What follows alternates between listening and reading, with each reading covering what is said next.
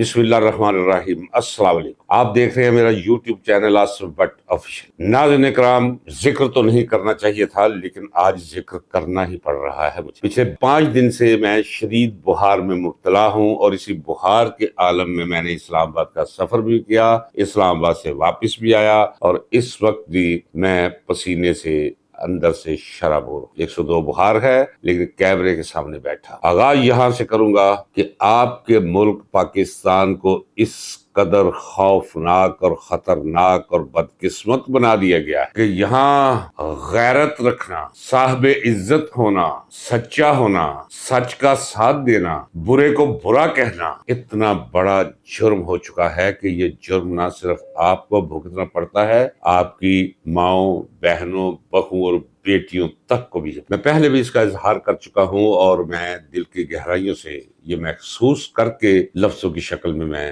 بیان کرتا ہوں کہ وہ آپ لوگ جو مجھے سنتے ہیں، مجھے ایسے محسوس ہوتا ہے کہ آپ میری فیملی، آپ کمنٹس کرتے ہیں، آپ کا ہر لفظ ایسے لگتا ہے کہ جیسے دھڑکتا ہوا دل ہو یا دل کی دھڑکن۔ آپ کو اندیشہ رہتا ہے کہ کہیں مجھے آ کر ڈالے میں ڈال کے لینا۔ جب ایک دن میرا ولاگ نہیں آتا تو آپ پریشان ہو جاتے ہیں۔ مجھے ایسی ماؤں، بہنوں، بیٹیوں کے فون آتے ہیں کہ وہ کہتے ہیں کہ ہم نے آپ کا صدقہ دینا شروع کر دیا ہے۔ پھر مجھے احساس ہوتا ہے کہ میں تو بڑا نیک کام کر رہا ہوں، میری ہمت اور بڑھتی ہے، میں سچ پر اور قائم۔ آئیے ناظرین اکرام، آج آپ کو میں یہ بتاؤں کہ آپ کے اس ملک میں کیا ہو رہا ہے، حالانکہ آپ جانتے ہیں لیکن یہ واقعہ بیان کرنا ضروری ہے چونکہ اس واقعے کے کریکٹر کے ساتھ میں براہ راست منسلک۔ آپ جانتے ہیں کہ اسلام آباد کی تینوں نشستیں پی ٹی آئی نے بھاری مارجن سے جیت اور یہ تینوں کی تینوں نشستیں فارم 47 کے ذریعے مسلم لیگ نون نے اپنے نام۔ وہ لوگ جنہیں ان کی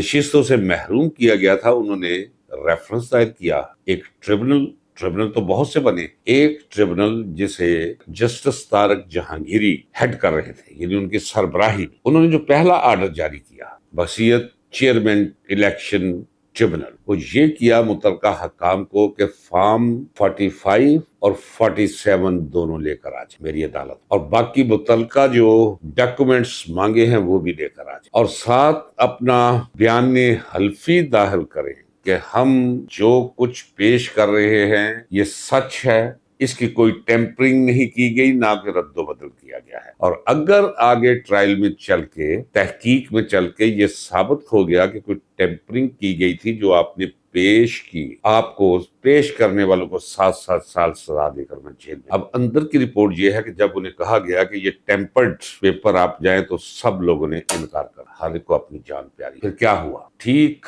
18 دن کے اندر انہوں نے ایک شوشہ چھوڑ دیا کہ جسٹس طارق جہانگیری کی ڈگری جعلی ہے۔ کون سی ڈگری؟ وہ جو 45 سال پہلے لا سندھ میں جا کر، یہ سندھ میں میرے ذاتی تعلقات ہیں ناظرین اکرام، میں جو کہوں گا، میں وقت آنے پر اگر مجھ سے کوئی شہادت مانگے گا میں شہادت بھی پیش کروں گا۔ اگلوں نے قرآن پر ہاتھ رکھ کر کہا، چونکہ وہاں پیپلز پارٹی گورنمنٹ ہے، اگرچہ میں پیپلز پارٹی میں نہیں ہوں، چھوڑ چکا ہوں، کیونکہ اب یہ پیپلز پارٹی نہیں، یہ زرداری لیگ بن چکی، لیکن میرے تعلقات تو ہیں ان پرانے لوگوں سے، وہ بھی اسے زرداری لیگ ہی سمجھتے ہیں، لیکن سندھی ہونے کے ناطے ان کی مجبوری ہے کہ وہ پارٹی کے ساتھ منسلک رہے۔ لیکن میرے وہ دوست، میں نے جب ان سے پوچھا طارق جہانگیری کے معاملے میں، تو طارق جہانگیری کی فائل نکلوائی گئی 45 برس پہلے کی، اس کے اصل پیپر اس میں غائب کر دیے گئے۔ ناظرین اکرام، جس شخص نے مجھے یہ خبر دی ہے اس نے قرآن پہ خبر دی تھی، اب وہ اتنا سچا آدمی ہے کہ اسے ضرورت کوئی نہیں۔ اب میں اسی طرح حلف دینے کے لیے تیار ہوں کہ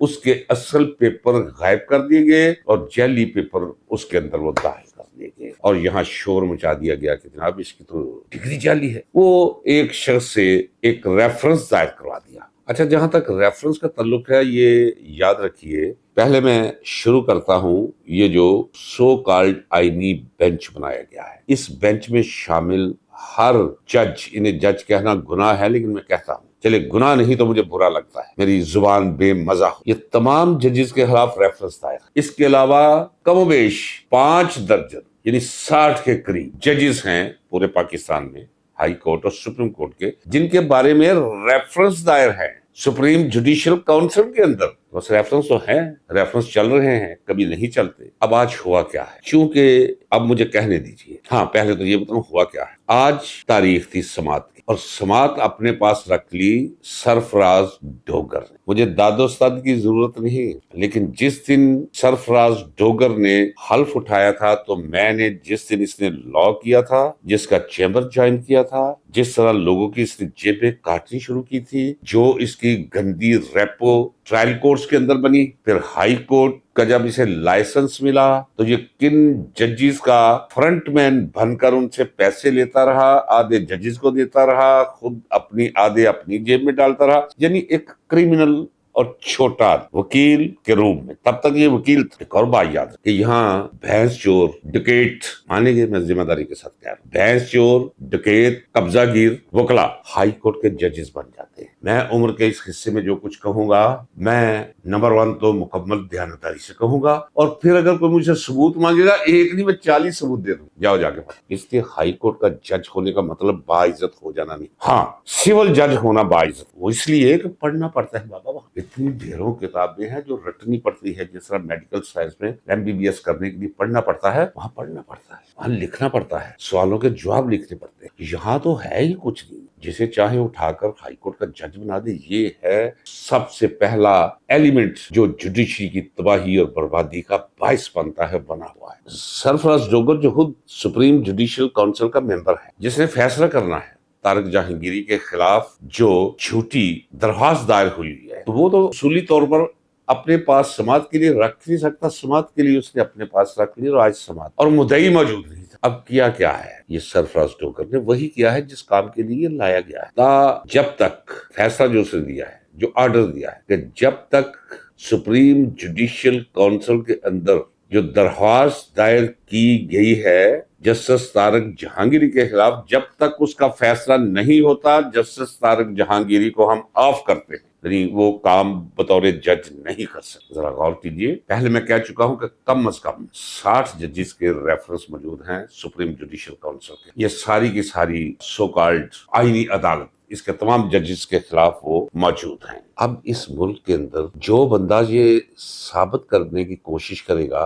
کہ میں باعزت ہوں اندر سے، یہ ثابت کرنے کی بھی کوئی ضرورت نہیں۔ جو بندہ یہ کرے گا کہ یہ کام میرے ذمہ ہے، میرے ذمہ انصاف کرنا ہے، تو میں انصاف کروں گا، اس کو یہ دھر لیں گے۔ آپ بجا طور پہ پریشان ہوتے ہیں میرے لیے، میری زبان پہ اس وقت جو ہے بولا بھی نہیں جا رہا، چھالے گرمی سے پڑے ہوئے ہیں دوائیاں، کبھی جسم میرا پانی میں نہانا شروع کر دیتا ہے اور کبھی خشک ہو جاتا ہے، کبھی بخار چڑھ جاتا ہے، کبھی بخار جاتا ہے، کبھی میں بیٹھنے کے قابل نہیں رہتا، لیٹ جاتا ہوں، لیکن میں ولاگ کر رہا ہوں، یہ جانتے ہوئے بھی اس ولاگ کے 2 گھنٹے کے بعد آ کر مجھے کوئی لے جا سکتا، میں کر کیا رہا ہوں؟ کیا میں نے کسی کے گریبان کی طرف ہاتھ بڑھایا؟ کیا میں نے کسی کو ڈنڈا سوٹا مارا ہے؟ کیا میں کچھ جھوٹ بولا ہے؟ اور میں تو آدھا سچ بھی نہیں بول رہا۔ ناظرین کرام، آپ یقین جانے، میں اللہ کی ذات کو گواہ کر کے کہتا ہوں، جو اس ملک میں ہو رہا ہے، جانتا میں زیادہ ہوں آپ سے۔ اس کی وجہ یہ ہے کہ میرا تجربہ اور مشاہدہ بہت گہرا ہے، میرا سفر بہت طویل ہے، میں نے اندر سے انہیں دیکھا والا بہت زیادہ ہے، اور مجھے یہ بھی علم ہے کہ یہ جو کچھ کر رہے ہیں، اس کے اثرات اس ملک اور قوم پر کیا مرتب ہوں گے، وہ کتنے خوفناک۔ میں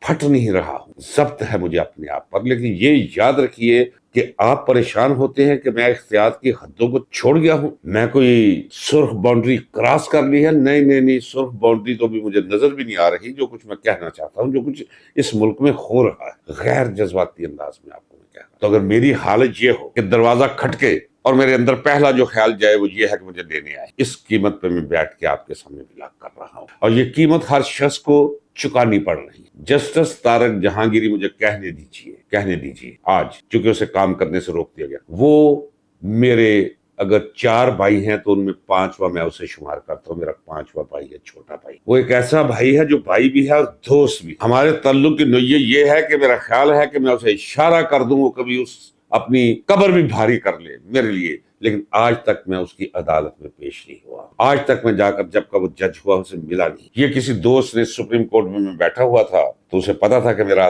تعلق طارق جہانگیری سے، اس نے میسج کر دیا میرا کہ وہاں سے بٹ صاحب آئے ہوئے ہیں، سپریم کورٹ میں بیٹھے ہیں، اسے کہا جی میرے پاس لے کر آئے، نہیں تو میں آپ سے ناراض ہو جاؤں گا۔ تو اس نے مجھے کہا تو سپریم کورٹ سے جب کا وہ جج ہوا ہے، یہ 2 مہینے پہلے صرف ماتھا چوما ہے، اور میں نے کہا کہ قائم رہے، حق پر قائم رہے، بس کوئی دوسری بات نہیں، حق پر قائم رہے، کچھ بھی نہیں۔ یہ آنی جانی چیزیں ہیں صاحب. رہ تیرے نشان جائیں گے، رہ تیری خوشبو یا بدبو جائے گی، طارق جہانگیری قائم رہے. یہ کہتے ہیں اس کی ڈگری جہلی ہے. کبھی کوئی کسی کی قبر میں نہ بھی پڑھنا بھی ہو تو اس حد تک نہیں جاتا. میں اللہ کی ذات کو گواہ کر کے کہتا ہوں کہ اس کو یہ کہنا کہ تیری ڈگری جہلی ہے، اس سے بڑا کوئی گند اور غلاظت کوئی نہیں جو اس شخص پر پھینکا جائے. ایک محنتی آدمی میری آنکھوں کے سامنے، پچھلی ولاگ میں آپ کو بتا چکا ہوں، میری آنکھوں کے سامنے ساری رات وہ بچوں کی طرح پڑھتا رہا، جا کے پیپر دیتا رہا. اور جب اس نے پہلا پیپر پاس کیا تو اس کے چہرے کی آج بھی مجھے وہ رونق، کیونکہ سیاست میں تو سب کچھ ہم ہار چکے تھے. وہ جو تعلیمی وقت تھا وہ تو ہم نے جیلوں میں اس ملک اور قوم کے لیے گزار دیا. میں نے بھی لا آ کر کیا. میں تو فائنل ایئر کا اسٹوڈنٹ تھا جب پکڑا گیا. میں نے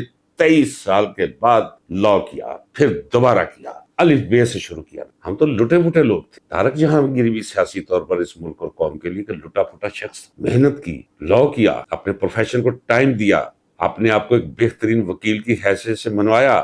اس نے کوئی سفارش نہیں کی. عدلیہ کو اس کی ضرورت تھی، اسے جج بننے کی کوئی ضرورت نہیں تھی. وہ اس سے زیادہ ویسے اپنی پریکٹس میں پیسے کما رہا. المیہ صرف یہ ہے کہ ذرا دیکھیے کہ ریاست کتنی ننگی، کتنی رذیل ہو چکی، کتنی اخلاق باختہ ہو چکی. ایک مثال نہیں، کئی مثالیں. ججز پہ الزام لگوانے شروع کیے، یہ جو کرپٹ ہے جی. اگلوں نے کہا جناب یہ ہم بچے ہیں اگلے کے، اگلوں نے کہیں بیٹیاں دی ہوئی ہیں، کہیں سے بیٹیاں لی ہوئی ہیں. اتنا جنجال بن چکا ہوتا ہے رشتوں کا کہ بندہ تو غیرت سے مر جاتا ہے. کس کو بتایا کہ میں بے گناہ ہوں. کئی ججز نے ہاتھ جوڑ کر کہا جناب یہ بکواس بند کرو، ہم چھوڑ کے جا رہے ہیں. چونکہ وہ قبول نہیں تھے، وہ ضروری نہیں تھے، وہ اس گندی مشینری کے اندر فٹ نہیں آتے تھے، چھوڑ کر چلے. طارق جہانگیر یہ ڈٹا ہوا ہے، آپ نے اسے کام کرنے سے روک. ناظرین کرام، آپ کو اچھی طرح یاد جب یہ یحییٰ افریدی نے حلف اٹھایا تھا تو اسی رات میں نے ولاگ کیوں کیا تھا کہ مجھے اندر کی خبر کبھی کبھی فقیر شہر کو رب کریم امیر شہر سے زیادہ باخبر کر دیتا ہے. ناظرین کرام، میں نے ایک زندگی گزاری ہوئی، مجھے یہ پتا تھا یہ کس طرح آیا ہے. کالونی سے لے کر گیا جیک برانچ میں،